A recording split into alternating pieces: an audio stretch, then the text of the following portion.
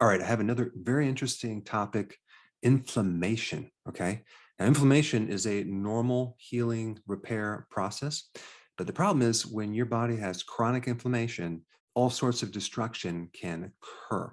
And also an infection against a virus or a bacteria or another pathogen, it's our own body's reaction to that pathogen that creates the damage.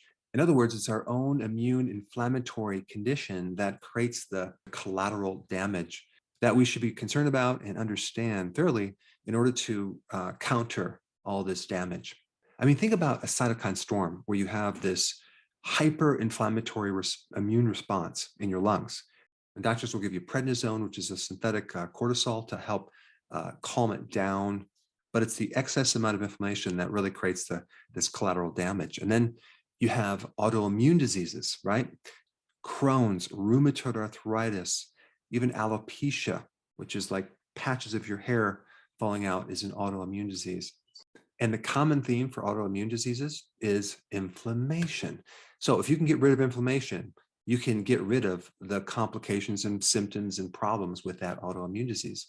Then you have old injuries where the body then creates this inflammation that then can persist chronically over years, creating all sorts of scar tissue, stiffness. And I have firsthand knowledge of that with my left elbow, with my back, with my ankles from all the massive injuries that I've experienced. And out of all the drugs, the top selling drugs, the number one worldwide selling drug is Humira. What is that drug for? Inflammation. And so a tremendous amount of people on this planet have too much inflammation. Now, before I get into the causes of inflammation, I want to touch on a new word that you may never heard before. It's called inflammatory oncotaxis. Now, what is that? It's a phenomenon where cancer tends to spread into areas of mechanical injury to your body. So we're talking about old injuries where there was inflammation, and that can be from many different things. You could have food irritation to your colon, where you have this repetitive inflammatory response in your colon where the cancer spreads into. It could be in the lungs where you're a chronic smoker, where you had inflammation. It could be in the arteries due to high levels of glucose because you are on a high carb diet. Or it can actually travel into breast tissue because you had some type of injury to your breast tissue. I mean, this is important data because this gives us prediction on where we might get cancer. So that way we can do something about it before we get cancer. All right, let's start with number one, the first cause of inflammation. This is a lack of cortisol. It's the main anti-inflammatory hormone in the body, cortisol. And so how would you get a lack of cortisol? Well, guess what? By having too much cortisol. Too much cortisol, just like too much insulin, creates cortisol resistance. And so you have the situation where you actually have a lot of cortisol flowing through your bloodstream because you're under a lot of stress, but it's not effective. It's not working. So if you look at a condition like Cushing syndrome, where you have high levels of cortisol, all the symptoms really relate to a deficiency of cortisol. That is because the receptors become resistant when you have high levels of that hormone flowing through your bloodstream. Same thing happens with diabetes. With diabetes, you have high levels of insulin because the glucose is high, but it doesn't work. That's why the blood sugars start going higher, because there's nothing there to push it down. Insulin is supposed to lower the blood sugar, but if it's ineffective, it's not going to do that. So any condition where you have an itis, whether it's bursitis, arthritis, tendinitis, usually involves a lack of cortisol because you have too much cortisol, and that's creating the resistance. Too much cortisol is very toxic, just as too much insulin. So it's just one way your body tends to protect against excess amounts of cortisol. But in the process, it gives you a lot of other symptoms. Now, just so you know, the best thing for anything related to itis is vitamin D. And I'm going to get to some of the remedies after I'm done with the causes. But what you should know is any condition where you have a need of prednisone or more cortisol because you have inflammation, you can substitute that with vitamin D. And at least doses of 10,000 IUs but probably 20 or 30 or even 40,000 IUs to create the effect, because vitamin D is the best anti-inflammatory. And it's not really even a vitamin, it's a hormone, which acts very similar to cortisol. All right, the next cause of inflammation is allergies, okay? So you have the obvious food allergies, like you're allergic to dairy. Now that could be casein, the protein in milk. And so if you eat dairy, it's going to create a constant inflammatory condition in your digestive system. What about gluten? That's the protein in wheat. How many people are allergic to gluten? Many, many people. And even if you don't have an allergy to gluten, you can have a gluten sensitivity. Or with dairy, you might have lactose intolerance, right? You're not tolerant to the milk sugar. So all these things can create inflammation. And then you have environmental allergies, right? So you have, I don't know, let's say you're allergic to ragweed or something like that. That's exposing your sinuses or your throat or your lungs to this environmental allergy, and it's creating an irritation and inflammation. Or what about poison ivy? If I come, I don't know, 300 feet next to poison ivy, I'll start itching. So I am deadly allergic to poison ivy, and I seem to get it every single year. And at this point, I can't take anything for it because it doesn't work. And then you have another type of allergy where you're allergic to your own tissues. Okay, that's called autoimmune. And you might not look at it like an allergy, but it's really an allergy to your own tissues where your immune system is attacking itself.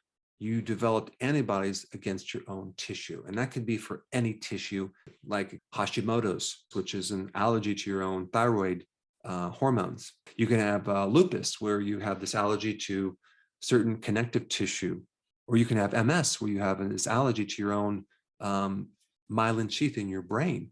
Myelin sheath is the coating around the nervous system. And if you think about what is the main treatment for autoimmune, Humira is one of the medications, but they also use prednisone because cortisol is a powerful anti-inflammatory. Cortisol has an immune suppressive action. It basically turns off the immune system. So it just turns it off. So now you don't have all these reactions. The problem is it comes with a package.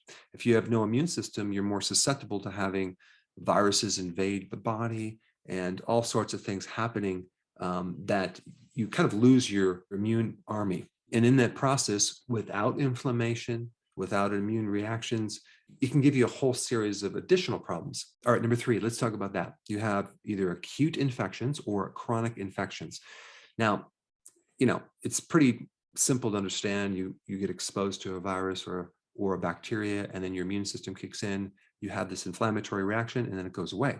But what happens when you get chronic infections where the virus goes into the body and it goes into a dormant state and it keeps coming out of remission and then goes back in the remission, like Epstein-Barr virus, like Lyme's disease. And there's many infections that lie dormant, waiting for the right opportunity to come out and kick you when you're down. So these latent viruses tend to come out during times of stress. And so stress is a trigger for this infection that then will create inflammation. And so this just tells us that we need to strengthen our immune system.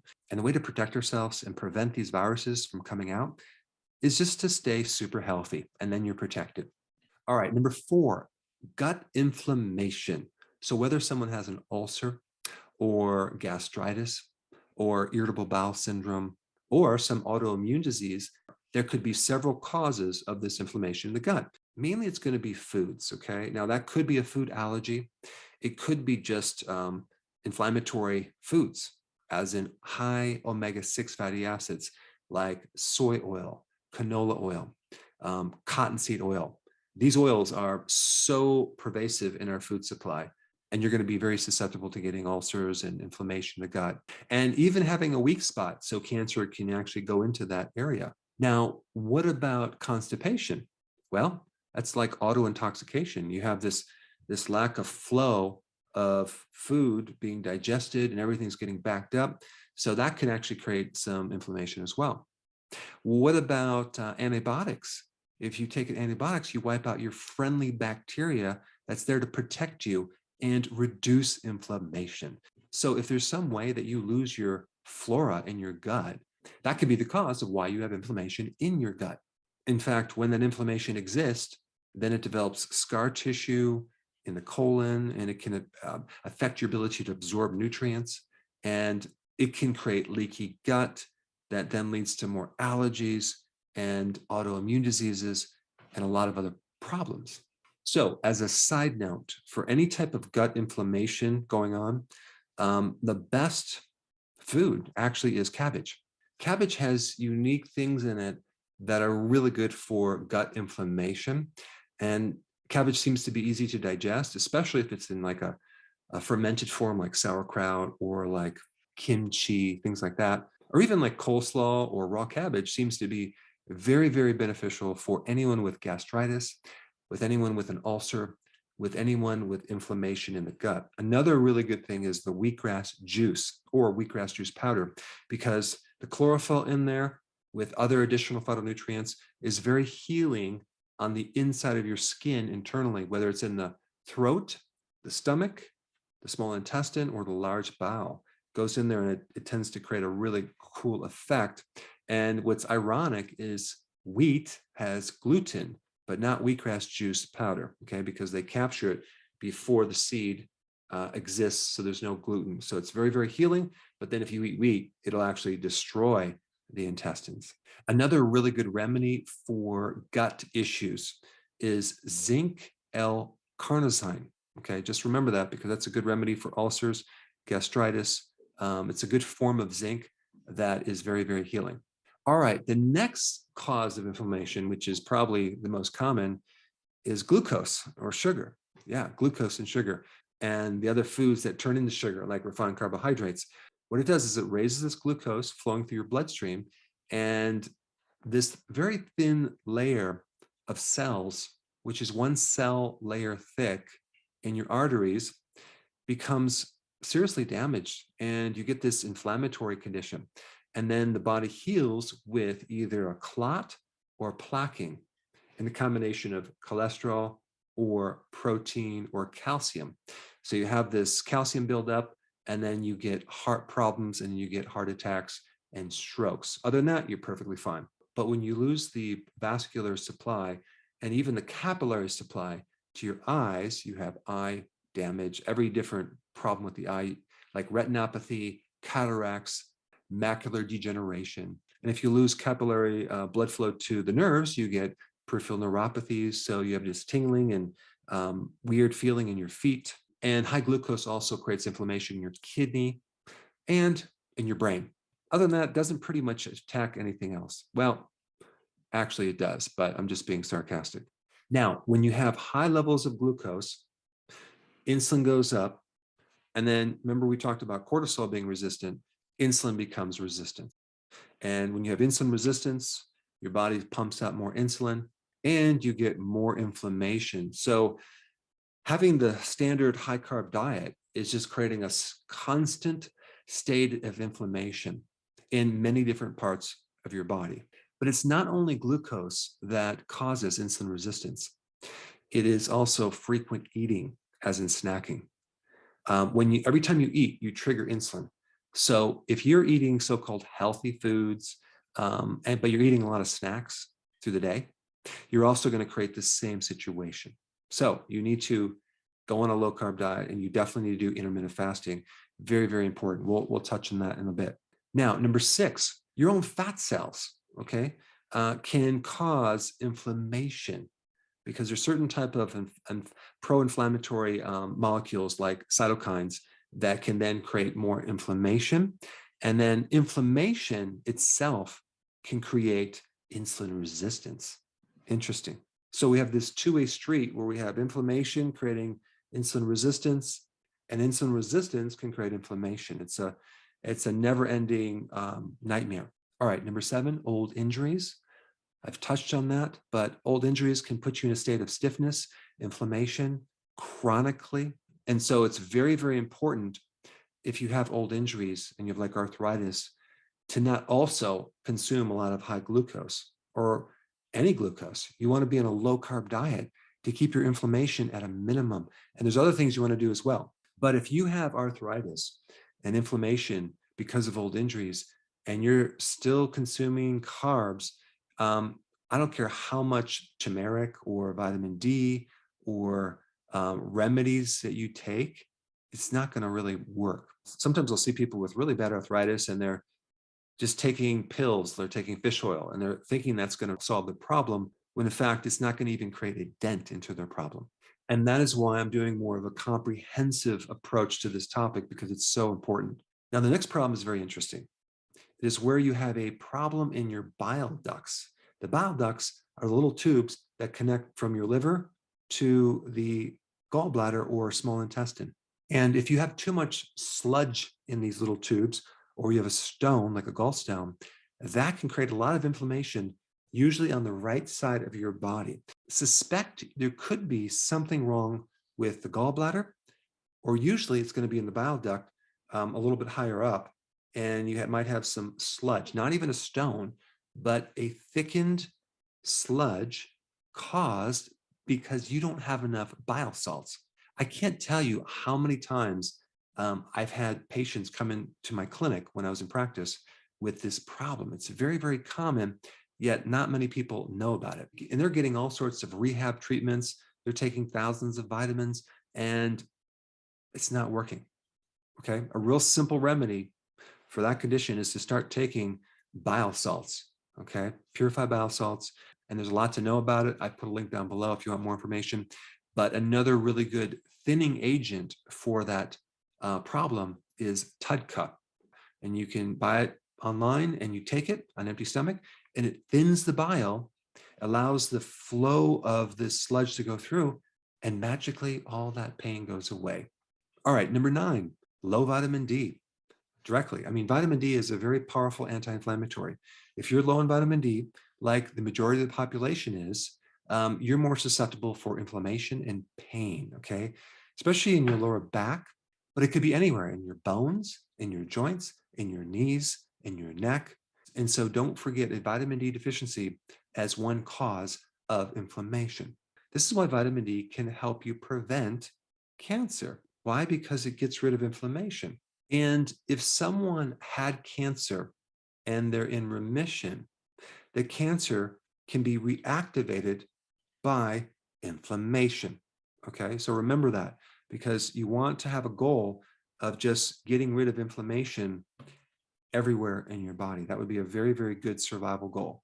All right, number 10, high levels of omega-6 fatty acids and low levels of omega-3 fatty acids. So any foods with high omega-3 fatty acids like fish, cod liver oil, or cod liver, or fatty fish like salmon, or sardines, really, really good to keep your inflammation on the lower side. Some people that start fasting may develop inflammation because they're not consuming any omega-3 fatty acids. So anytime you're doing prolonged fasting, I always recommend taking the electrolytes, B vitamins, but also omega-3 fatty acids, because I've observed people getting arthritis when they're fasting, and they think it's a side effect from fasting, but really it's just a side effect because you have no omega-3 fatty acids. Omega-3 fatty acids are essential fatty acids. What does that mean, essential? It means that your body needs them and you can't make them, so you need to get them from the diet. And without them, you're going to have problems. And also on top of that, another compounding problem is we have way too much omega-6 fatty acids, and that's all the vegetable oils, which are really seed oils, grain oils, really, really bad, but it's in our food supply. It's definitely in any fast food restaurant you go to, or a lot of just regular restaurants. They'll put so much soy oil and corn oil in their cooking, whether it's eggs or something deep fried or whatever. So I always, when I go to a restaurant, I'll ask the chef, like, what type of oil do you use? And you'd be shocked to find out it's going to be something like soy oil. I will just not eat foods that are cooked with soy oil. And also start reading your ingredients, like in your dressings, right? If it says anything with soy oil, canola oil, cottonseed oil, I would avoid it, even if it's organic, okay? Your salad dressing should be olive oil and vinaigrette, something like that, or avocado oil. All right, then we have environmental toxins like plastics in the environment. Silicone breast implants could be a source of inflammation, and the thousands of other chemicals that we are bathed in on a regular basis. Now, I want to mention number 12 a second time because it's very, very important. It's not only the glucose that stimulates inflammation, it's the frequent eating because of the high levels of insulin. So one of the most important things you can do on top of everything else if you have inflammation is go low carb, okay? But really do the healthy version of keto, because that way you're adding in more nutrients. You're not just focusing on low carb, you're focusing on high quality foods that also give you additional health benefits, like really, really great cruciferous vegetables and large amounts of salad, which have phytonutrients that are very, very anti-inflammatory with loads of antioxidants. Because when you have inflammation, you're getting a lot of free radical damage. So you want the antioxidants from the food, as well as you want the antioxidants from your own body. Your body makes endogenous antioxidants. I'm talking like antioxidant networks. And one of the big stimulants for that is fasting. And one of the things that just crushes and destroys these antioxidants is frequent eating. So fasting is really key for inflammation. All right, number 13, too much iron, okay? Now, iron is a mineral. It's a trace mineral that you don't need in large amounts, and our bodies don't have mechanisms to get rid of iron. When you get an infection, both the good bacteria and the pathogens compete for this iron. Apparently, they eat iron. And so our bodies have this interesting mechanism to bind up iron during infections. And this is why people have a higher incidence of getting anemia when they have infections.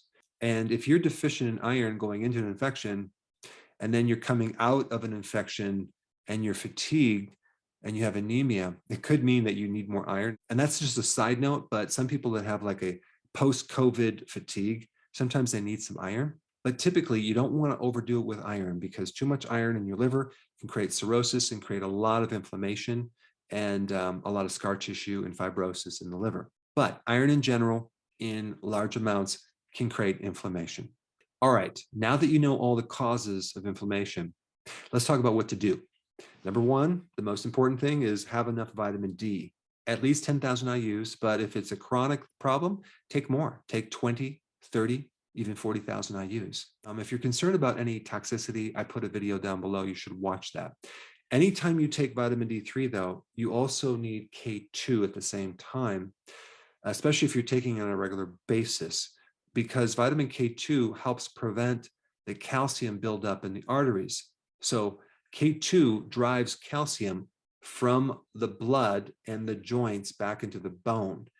So if people are concerned with the side effect of vitamin D toxicity, which is hypercalcemia, because the calcium builds up in the arteries, well, guess what? K2 handles that. It protects you against this excess calcium.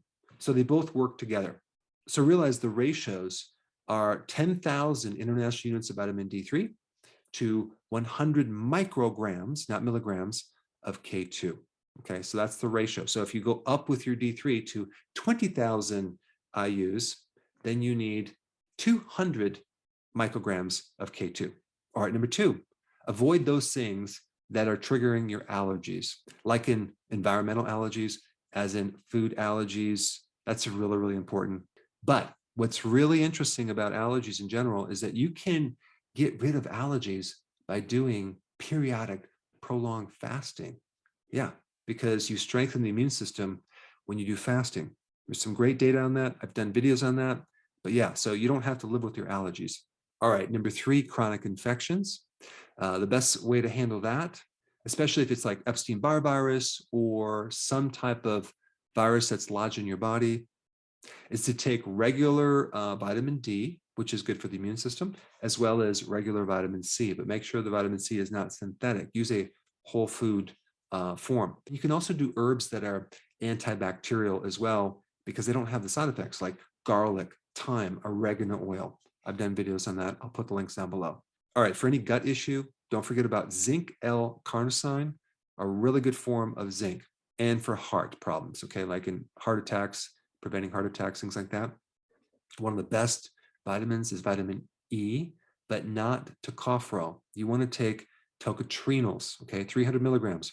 Very, very important because it's like 50 times stronger, and it can actually clean up the free radical damage and inflammation in the heart. And realize that you also need to, at the same time, get rid of the cause of that problem, which is consuming too much sugar. Okay, you got to go low carb to really get rid of that oxidation that's happening.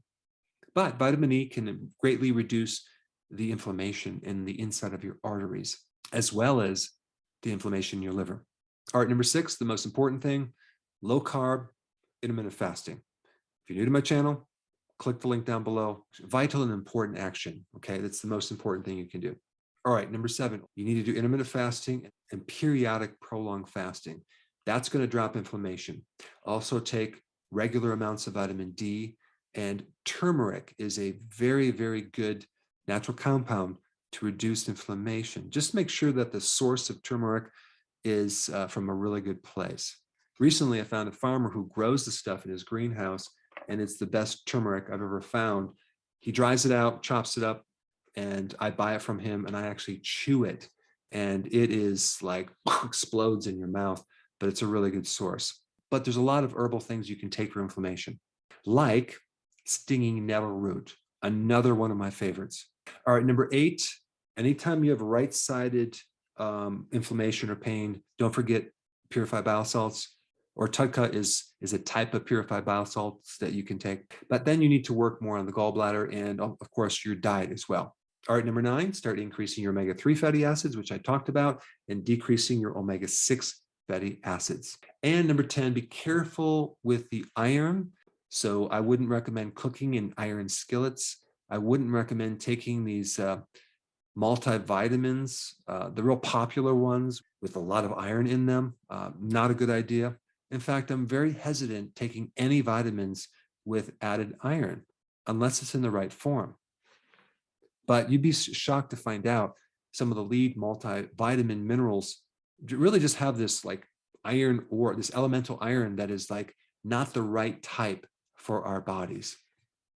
And the other problem with iron is fortified in all the grain products. So in one video I did a while ago, is I showed people how you can take a magnet, okay, a strong magnet, and dump out like a box of cereal on a platform, take the magnet, and it picks up the cereal because of the added iron, the fortification of iron in those wheat products.